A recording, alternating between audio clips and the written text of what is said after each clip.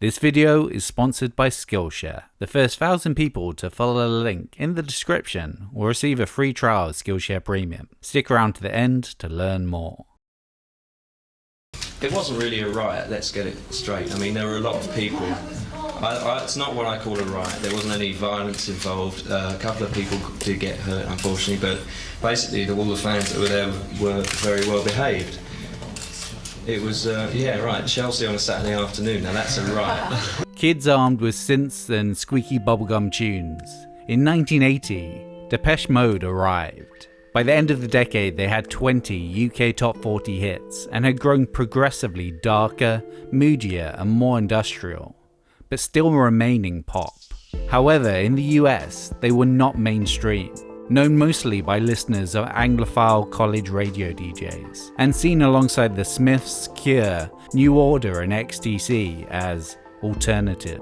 Though this cult appeal made them one of the biggest US concert draws of the late 80s, they couldn't back that up in album sales. But 1990's Violator would change that, and alongside Personal Jesus, its second single would solidify that after a decade as a band, they could still have the biggest songs of their career, defining modern rock crossover hits in the process. This is New British Canon, and this is the story of Enjoy the Silence.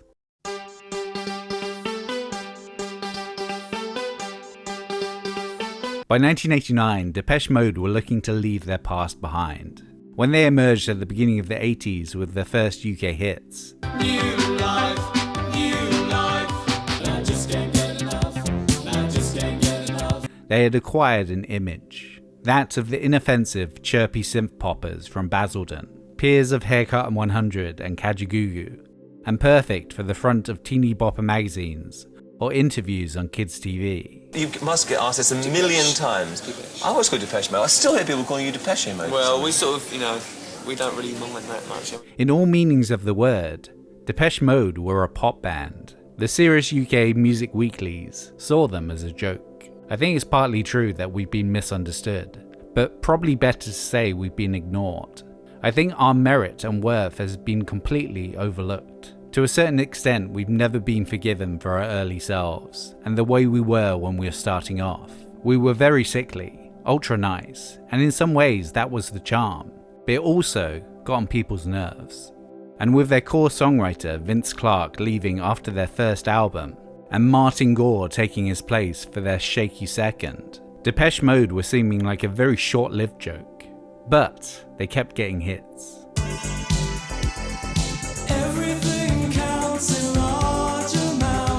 In spite of some awkward lyricism,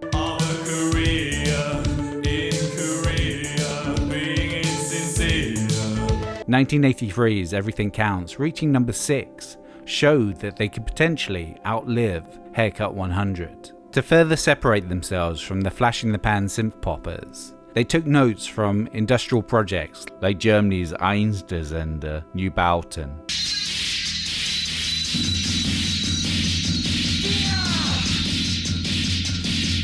And the UK's Test Department.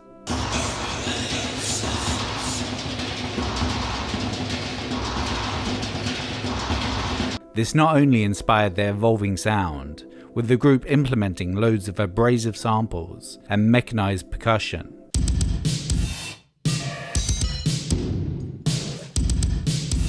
but also the band's evolving look, with chains and fetish gear entering their stage attire. Gore would take to occasionally wearing a leather skirt, which would provoke snide comments from the rock press for the rest of the decade. Looking back, I'm not very happy about some of the clothes I've worn. Every interview we do, the skirt is mentioned. I actually think it's quite funny, though I didn't look at it deeply. I regret that so much attention was paid to it. And though their content was more perverse than before,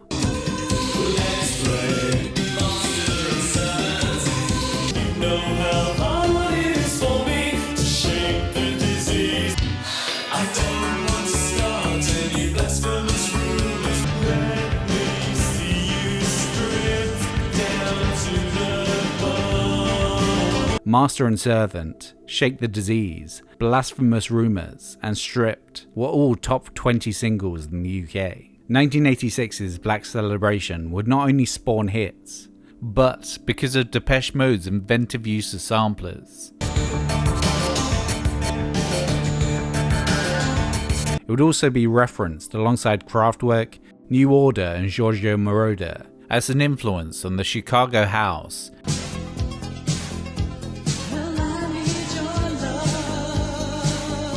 and Detroit techno scenes.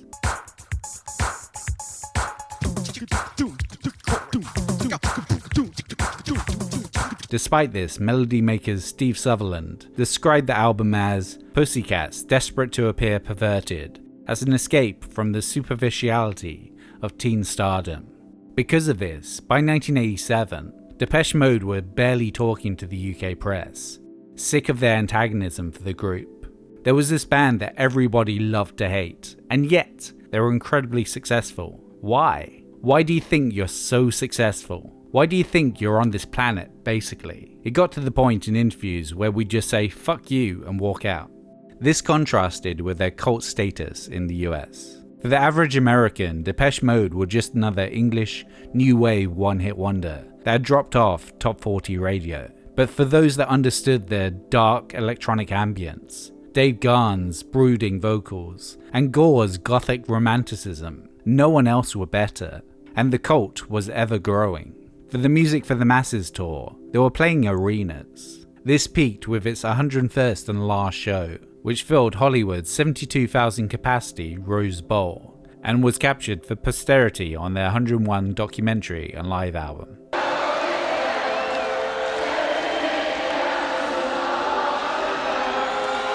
But Depeche Mode needed album sales to match, and their next album would prove if they could meet the challenge.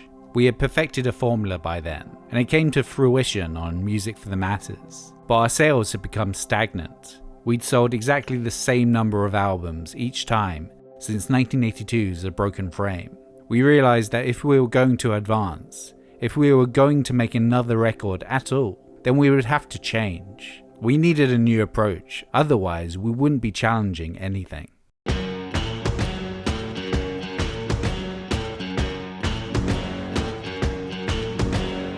For what would be their 7th studio album, Depeche Mode acquired English producer Mark Ellis, aka Flood, as well as being the go-to producer for Mute for most of the 80s. He had previously aided in pushing U2 from sky-gazing post-punk hopefuls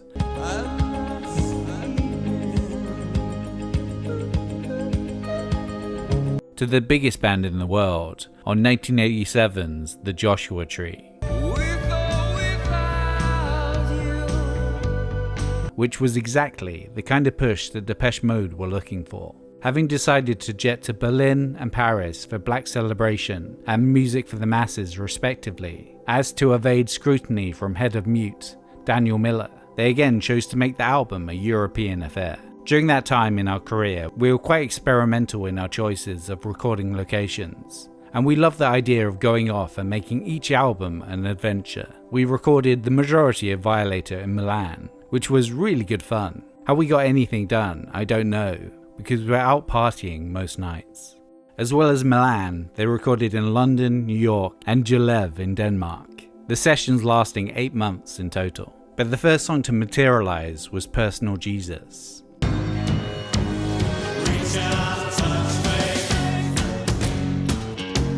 It was a rockabilly shuffle with nods to Elvis, melded with electronic flourishes, a collision that Gahan would describe as future blues.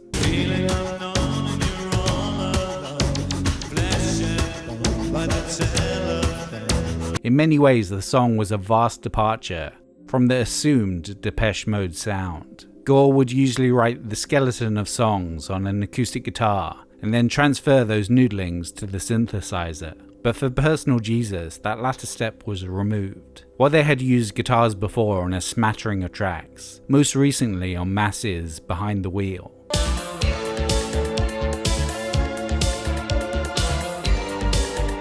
This was the first time where the guitar would be the dominant instrument.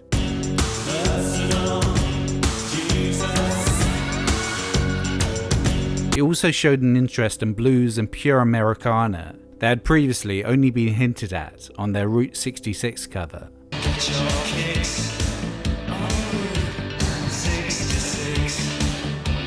Personal Jesus showed that Depeche Mode could go beyond themselves and even assume the role of a rock band. And America ate it up, eventually. Initially released in August 1989 and quickly becoming a hit on college radio, it took a while for mainstream stations to catch on, said Garn to Melody Maker in March 1990. I mean, Personal Jesus has just gone into the US top 30, 6 months after it was released. It sold 500,000 records before it started being played on the big radio stations. It just built up in the clubs for 5 months, and the radio ignored it. Most of them still aren't playing it. Too weird, mate. Too fucking weird. They just don't get it. The 12-inch version of Personal Jesus would go gold, and was the highest selling 12-inch that Warner Sire ever distributed, outselling anything by Madonna or Prince. By the time Personal Jesus had gone number 28 on Billboard, they already had released single number 2.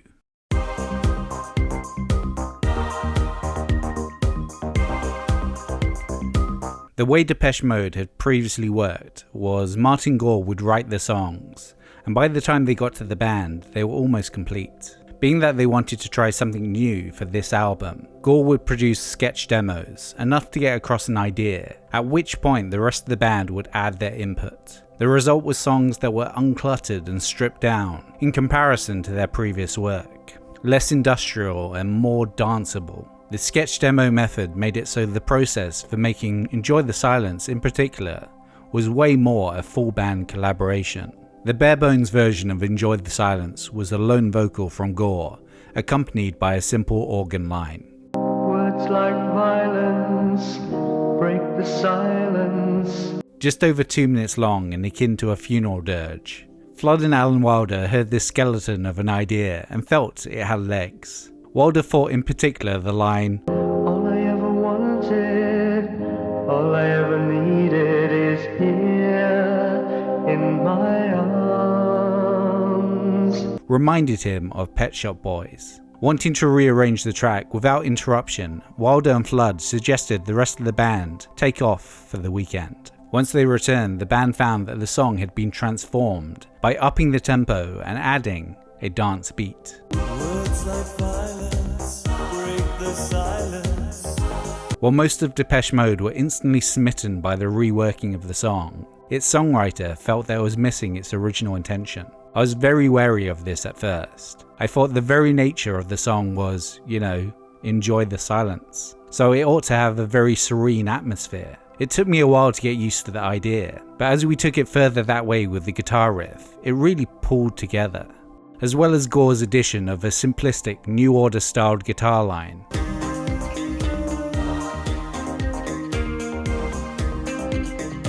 They also augmented the track with those iconic choir chords, utilizing an early sampler called the EMU Systems Emulator 2.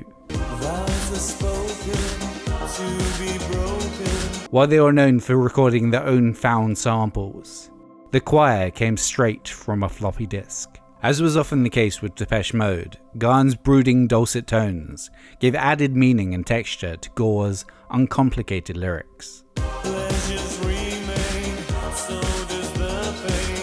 Garn's marriage had recently dissolved and he was in a place of emotional loss, turning to drugs to fill the gap, lending his vocal a deeper resonance. Though many have theorized that the song is about fractured relationships, or even heroin.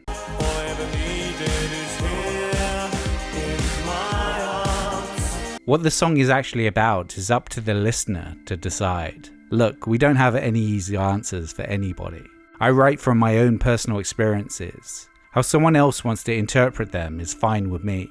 I keep my meanings open-ended because any reaction to a song is a valid one. The album version of the track concludes with a hidden instrumental known as Interlude Number 2, Crucified.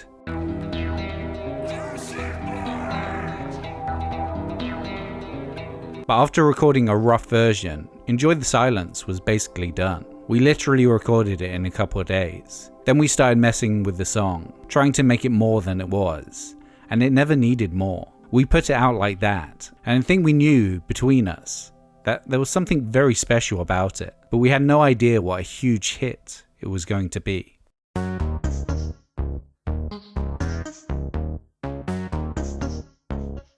Enjoy the Silence would be released 2 months into the 90s. In a way, the song is a perfect bridging point, still using the synths and samplers that were a staple of the 1980s, but adding the kind of guitars and dance beats that would hit mainstream reappreciation in the 90s. In the US, Enjoy the Silence appealed not just to the Depeche cult and college radio, but mainstream stations latched onto it as well. The song would define what was possible from modern rock radio. As a nebulous classification, the term just referred to rock music that had a basis in punk, modern as opposed to classic rock. By the late 80s, it was basically alternative by a different name, and what college radio would morph into. In September 1988, it had gotten its own Billboard chart, and initially it was a scattered grab bag. Here you go, way too fast.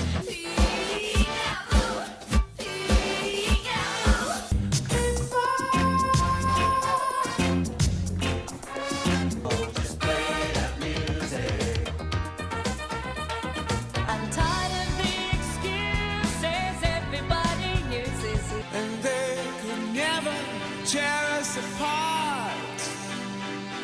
There was little in the way of cohesive sound, but Personal Jesus and Enjoy the Silence were some of the first modern rock hits that crossed over onto the pop charts. And alongside The Cure, Banshees and Peter Murphy, the format would briefly be known for its dark British alt-rock, while many more stations would switch to the modern rock format a year later in the aftermath of grunge. Depeche Mode were an essential step to acceptance. The album was released in March 1990. We called it Violator as a joke. We wanted to come up with the most extreme, ridiculously heavy metal title we could. I'll be surprised if people will get the joke.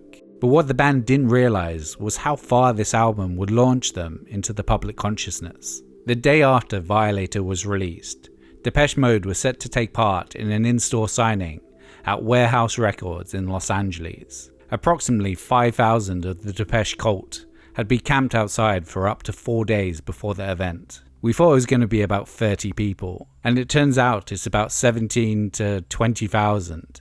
It's unbelievable. Despite the efforts of the store's hired security, as the doors opened there was a huge surge as everyone tried to get in. The signing lasted about 8 minutes before it was deemed too dangerous and the band were ushered to their hotel. By this point there were over 200 police units, with the aid of helicopters, failing to control the situation, and the whole surrounding area was cordoned off. Though no one was seriously injured, the national news reported on it, claiming a riot had ensued, clamouring for this hot new band, with many implying parallels with the first blushes of Beatlemania. It showed that Depeche Mode were a big deal. The free exposure that this event had on the band made it so that Violator was the band's first album to go top 10 on Billboard, and it stayed on the chart for 74 weeks, going triple platinum in the process. Enjoy the Silence got to number 8 on the Hot 100 and sold 1 million copies. Still being on the charts 6 months later, The Cult was now mainstream. Violator would also be the highest placing in the UK album chart, getting to number 2, while Enjoy the Silence went to number 6, as well as winning the Brit Award for Best Single in 1991. Their impact wasn't just on the charts. Many artists have taken influence from Violator-era Depeche Mode, whether that be the dark mutations of alternative rock that appeared from the 90s onwards. Placebo, AFI, My Chemical Romance, Deftones, Muse, late 90s Smashing Pumpkins, and Linkin Park. The latter's Mike Shinoda even did an official nu metal remix of Enjoy the Silence in 2004. Or what about those that retraced Depeche Mode's modern rock to pop-hip footprints, the likes of Coldplay, The Killers and Churches? And that's not to mention the far-reaching reinterpretations of Enjoy the Silence. All I ever wanted, all I ever needed, All I ever wanted, all I ever needed. All I wanted, all I ever needed. All I ever wanted, all I ever needed. All I ever wanted, all I ever needed. all I ever wanted, all I ever needed. The thing I'm most proud of is the fact that we seem to have influenced people right across the board, in all different genres of music, metal bands and Susan Boyle. Though it took them 10 years, they had become one of the biggest bands in the world, and the UK rock press finally had to reassess their preconceptions of Depeche Mode. They had earned credibility on their own terms. Perhaps we should have described ourselves as a rock group. Maybe if we'd done that, people would have taken us a bit more seriously. But we aren't. We are a pop group, and proud of it. The only songs I can write are pop songs, no matter how dark and pervy some people might find them. Enjoy the Silence proved that pop didn't have to be a dirty word, while they went for the more heavy metal album title for it. With Violators' widespread mainstream acceptance, Depeche Mode finally silenced critics, and actually made music for the masses. Do you hear that? That's your life ticking away. Maybe you're thinking you should do something with it. Well then, Skillshare may be the service for you. Skillshare is an online learning community for anyone who wants to learn something new, where millions have come together to take their next step in their creative journey. This month I watched Brine Time, Pickle Like a Pro. In it, Travis Grillo leads you through the fun, creative and delicious process of home pickling. But maybe you want to make your own tasty beer. With Garrett Oliver's Creativity in Beer, a brewmaster's guide to flavor emulation, that is also an option. Today is the perfect time to do that thing you always wanted to do. The first 1,000 people who follow the link in my description will get a free trial of Skillshare Premium. After your trial ends, Skillshare costs as little as $10 per month for unlimited learning. So click that link, acquire a new skill, and become a better you. Thanks for watching. Did you know Converge did a Depeche Mode cover? What's your favourite Depeche Mode cover? Comment down below and like, subscribe and hit that bell. I'd also like to thank my new top tier supporters on Patreon. Kelly and Chris, Harris Tananas, Jesse DeStasio and Devin Swenson. Thanks a bunch, and I'll see you in a month.